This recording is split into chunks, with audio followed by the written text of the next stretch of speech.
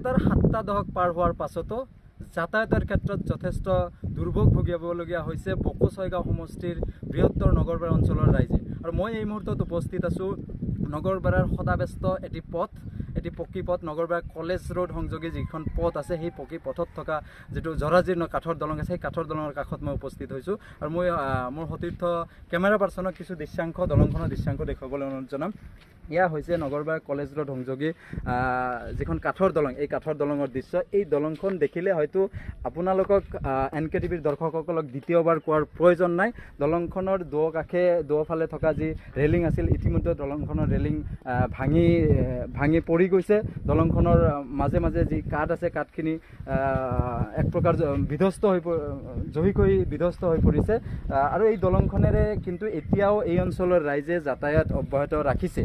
অতি বিপদজনকভাৱে এই অঞ্চলৰ ৰাইজে দলংখনেৰে যাতায়াত অব্যাহত ৰাখিছে। স্থানীয় লোক আছে, কথা পাতিম। আপোনাৰ ঘৰ? আমাৰ ঘৰ ইয়াতে।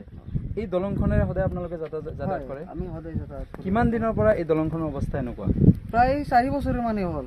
এইখন দলঙৰ যিখন অৱস্থা, শোচনীয় অৱস্থা, প্ৰায় 4 বছৰেই হ'ল। 4 বছৰ ধৰি এনেকে অহা যোৱা কৰি আছো। এই দলংখনৰ যে 4 চকীয়া বা 2 চকীয়া গাড়ী মটৰ চলাচল নাই বৰ্তমান বন্ধ। 4 চকা 2 চকা যান-বাহন বৰ্তমান বন্ধ হৈ আছে।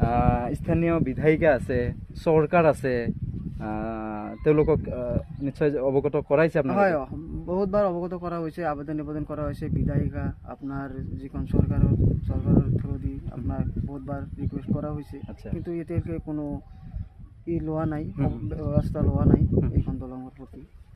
হয়, খুব গুৰুত্বপূৰ্ণ কথা উল্লেখ কৰিছে যুৱকজনে। স্থানীয় যুৱক হয়। প্ৰতিদিনে এই যুৱকজনে বা এই অঞ্চলৰ ৰাইজে এই পথেৰে অহা যোৱা, এই ভগ্ন দলঙেৰে অহা যোৱা কৰে। তেওঁ উল্লেখ কৰিছে যে স্থানীয় জনপ্ৰতিনিধি, স্থানীয় বিধায়িকা, চৰকাৰী সংশ্লিষ্ট বিভাগ সকলোকে অৱগত কৰাইছে, নিবেদন জনাইছে। তাৰ পাছতে কিন্তু দলংখন বিগত 2টা বছৰ এনেদৰে জৰাজীৰ্ণ বিধ্বস্ত প্ৰায় অৱস্থা। এই দলংখনেৰে এতিয়াও কিন্তু স্কুল কলেজীয়া ছাত্ৰ ছাত্ৰী পৰা আৰম্ভ কৰি এই অঞ্চলৰ সৰ্বস্তৰৰ ৰাইজে এই দলংখনেৰে অহা যোৱা কৰে। গতিকে যিকোনো মুহূৰ্তত আমি এইখিনিতে ক'ব লাগিব, NKTVৰ দৰ্শকসকলক জনাইছোঁ যে এই দলংখনেৰে যদি এতিয়াও যাতায়াত অব্যাহত ৰাখিছে অঞ্চলৰ সৰ্বস্তৰৰ ৰাইজে।